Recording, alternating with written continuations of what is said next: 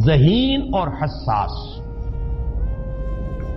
ذہین اور حساس لوگوں میں قبض اور بسط کی کیفیت، یہ مختلف سائیکلز ہیں جو آتی رہتی ہیں. کبھی طبیعت میں پشمردگی ہے، دل بجھا ہوا سا ہے، کچھ نا امیدی سی ہے، خود اپنے اوپر اعتماد کی کمی محسوس ہو رہی ہے، مجھ میں صلاحیت نہیں ہے، میں کچھ نہیں کر سکتا، اب تک جو کچھ کیا کبا بھی ہے، امنگ بھی ہے، امید بھی ہے، روشن پہلو نظر آ رہے ہیں. قبض کی کیفیت میں تاریک پہلو نظر آتے ہیں، مایوسی کے پہلو نظر آتے ہیں، پیسیمزم کی کیفیت. اور یہ جو بسط کی کیفیت ہے اس میں روشن پہلو. دیکھو یہ بھی تو ہے نا، آخر یہ بھی تو ہوا ہے اور بھی ہو سکتا ہے، آخر اب تک میں نے یہ کام بھی تو کر لیا، آگے بھی مشکل آسان ہو سکتی ہے. یہ دو کیفیات ہیں قبض اور بسط کی، جن کو کہ صوفیاء کرام نے یہ اصطلاحات، یہ عنوان دیے، قبض اور بسط. جتنی انسان کے اندر حساسیت کی کیفیت زیادہ ہوگی، ذہانت زیادہ ہوگی، اتنا ہی یہ جو ویوز ہیں اس کی ایمپلیٹیوڈ زیادہ ہوتی ہے.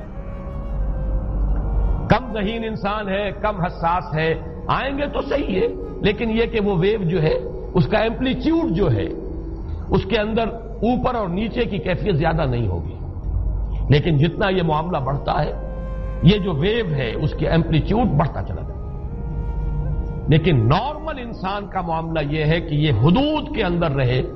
اسی کی ایک کیفیت جو ہے ایب نارمل جب ہو جاتا ہے، یہی ہے جو جدید ہماری جو سائیکولوجیکل میڈیسن ہے اس میں اسے مینیکس ڈپریسو سائیکوسس کہا جاتا ہے. مایوسی ہوئی تو اتنی ہوئی کہ جیسے کمر ٹوٹ کر رہ گئی، اور اسی ڈپریشن میں ہوتی ہیں خودکشیاں. خودکشی کر جاتا ہے ڈپریشن. کچھ روشن پہلو نظر ہی نہیں آ رہا، کوئی امید کا پہلو نظر ہی نہیں آ رہا، کوئی صورت نظر نہیں آتی، کوئی امید بن نہیں آتی. کس طرف جاؤں، کدھر دیکھوں، کسے آواز دوں؟ اے ہجوم نامرادی دل بہت گھبرائے ہیں. اور جب آدمی محسوس کرتا I can't face these realities، یہ کمٹس سوسائڈ. یہ اور جب کیفیت ہوتی ہے انشراح کی تو آدمی خوب بھاگ رہا ہے، دوڑ رہا ہے، امنگ ہے، محنت ہے، دوڑ رہا ہے، امیدیں ہیں، اب ہر چیز کا روشن پہلو نظر آ رہا ہے. عجیب ہے یہ. اصل میں مجھے کچھ تجربہ بھی ہوا ہے، ہمارے خاندان میں بھی یہ مرض موجود رہا. میرے والد مرحوم کافی طویل عرصے اس مینیک ڈپریسو سائیکوسس کے مریض رہے. کچھ ہوتا ہے یہ معاملہ. ویسے بھی شاید ہمارا خاندان جو ہے اس کیٹیگری میں آتا ہے جس میں ذہانت نسبتاً کچھ زیادہ ہے، حساسیت بھی نسبتاً کچھ زیادہ ہے. یہ دوسری بات ہے کہ کوئی شخص جو ہے یہ فلسفے کے طور پر اختیار کر لے کہ اپنے آپ کو ڈھیٹ بنا لینا ہے، یہ فلسفہ بھی بن سکتا ہے. لیکن یہ ہے کہ اگر آدمی چھوڑ دے اپنی طبیعت کو تو یہ دونوں کیفیات آتی ہیں. انہی کیفیات میں اگر یہ جو اپورڈ اینڈ ڈاؤنورڈ موومنٹ ہے یہ ایک حد سے نکل جائے تو یہ بیماری ہے مینیک سائیکوسس، مینیک ڈپریسو سائیکوسس. اس میں جب آدمی ہوتا ہے وہ اپر کیفیت میں تو اس کے اندر بڑی عظیمت ہے، روشنی ہے، امید ہے، لوگوں سے گفتگو کر رہا ہے، ہنس بول رہا ہے، خوب جو ہے محفل کے اندر. اب وہ محفل میں اسے دلچسپی محسوس ہو رہی ہے اور اسے ہر چیز کا روشن پہلو نظر آ رہا ہے، خود اپنے وجود کا بھی روشن پہلو، دوسروں کے وجود کا بھی. دوسروں کی بات میں سے بھی وہ اچھا پہلو تلاش کریں گے، وہ برا پہلو تلاش نہیں کریں گے. جب دوسری کیفیت ہے ڈپریشن کی، ہر ایک کی بات میں کوئی برائی نظر آئے گی، کوئی اس کی نیت کا فطور ہے، کوئی فساد ہے، کوئی یہ جو ہے بدنیتی کے ساتھ یہ بات کر رہا ہے، کوئی خیر کہیں ہے ہی نہیں، برائی ہی برائی ہے، مایوسی ہی مایوسی ہے، بدلی ہی بدلی. یہ ہے در حقیقت وہ کیفیت. اس کو غالب نے بہترین انداز میں تعبیر کیا ہے. ذہین اور حساس انسانوں میں ان کی جو ترقی ہے وہ انہی مراحل سے ہو کر گزرتی ہے. اور ہر ڈپریشن کے بعد، ڈپریشن میں اس سینس میں استعمال نہیں کر رہا یعنی بیماری کی حد تک پہنچنے والی ڈپریشن نہیں، صرف قبض کی حد تک پہنچنے والا معاملہ. ہر قبض کے بعد جب بسط آتا ہے تو آگے ترقی ہوتی ہے، جس کو آپ کہتے ہیں بائی لیپس اینڈ باؤنڈس. آدمی جو ہے چھلانگ لگاتا ہے، گویا کہ ایک درجہ جو پہلے تھا اس سے آگے درجہ انسان کا جو ہے اس سے بلند تر پوزیشن پر انسان پہنچتا ہے. ہر قبض کے بعد جو نیا بسط آتا ہے وہ ایک نئی کیفیت، نئی شان، نئی بلندی، نئی رفعت لے کر آتا ہے. اس کو غالب نے تعبیر کیا ہے بہت خوبصورت انداز سے، رکتی ہے میری طبع تو ہوتی ہے رواں اور، یعنی شاعر بھی کبھی ایسا وقت آتا ہے شعر جو ہے وہ اس پر نازل ہی نہیں ہو رہا، شعر نہیں کہہ پا رہا، طبیعت میں رکاوٹ سی ہے، بندش سی ہو گئی ہے، کوئی کلام موضوع ہو ہی نہیں رہا، لیکن پھر جب یہ کیفیت جو ہے بدلتی ہے اور جب پھر بست کی کیفیت آتی ہے، رکتی ہے میری طبع تو ہوتی ہے رواں اور، پھر اس کے اندر ایک جولانی نئی ایک کیفیت جو ہے انشراح کی، وہ ایک بالکل نئی کیفیت نئی شان کے ساتھ، یہ ہے وہ معاملہ جو ان آیات مبارکہ کے پس منظر میں ہے۔ اسی لیے اب میں آپ کو اس کا حوالہ دے رہا ہوں، تفسیر مظہری میں قاضی ثناء اللہ پانی پتی رحمت اللہ علیہ نے بہت عمدہ بات فرمائی ہے کہ حالت قبض اگر کسی شخص پر طاری ہو تو اس حال میں اکسیر کا درجہ رکھتی ہے یہ سورہ مبارکہ، اس لیے کہ یہ نازل ہوئی ہے محمد الرسول اللہ صلی اللہ علیہ وسلم پر اسی حالت قبض میں۔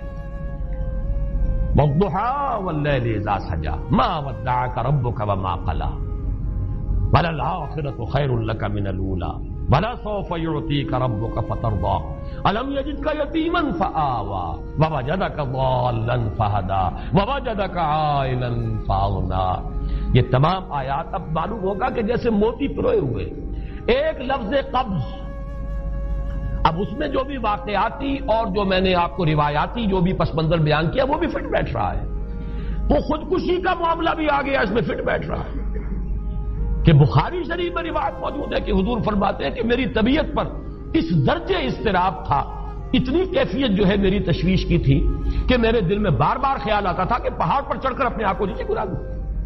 یہ سارے معاملات اب آپ کو محسوس ہوگا جیسے تمام کڑیاں جو ہے وہ جڑ گئی ہیں، جیسے رات کو اب آپ اٹھ نہیں پا رہے، اضمحلال ہے، اعصابی جو ہے اعصاب اس درجے متاثر ہو چکے ہیں۔ صرف یہ ایک احساسات کی کیفیت نہیں ہے، آپ کی قوت فعلی جو ہے، قوت عملی، وہ بھی اس درجے متاثر ہو چکی ہے کہ کئی راتیں گزر گئی اور آپ رات کو نہیں اٹھ سکے، جس پر کہ ام جمیل کو یہ کہنے کا موقع مل گیا کہ معلوم ہوتا محمد تمہارا شیطان تمہیں چھوڑ گیا۔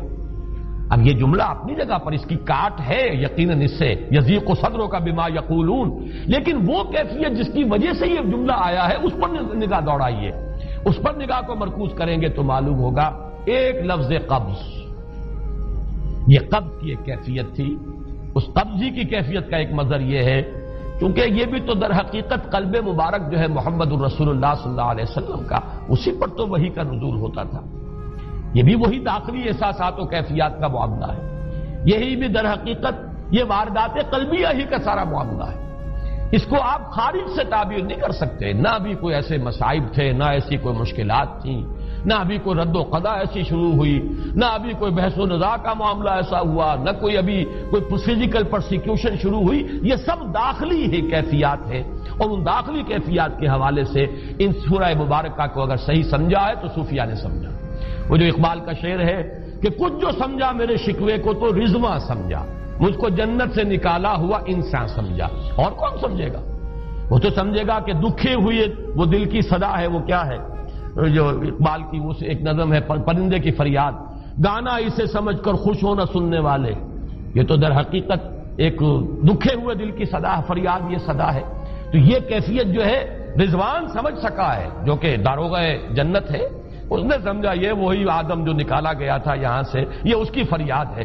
کچھ جو سمجھا میرے شکوے کو تو رضواں سمجھا، مجھ کو جنت سے نکالا ہوا انسان سمجھا۔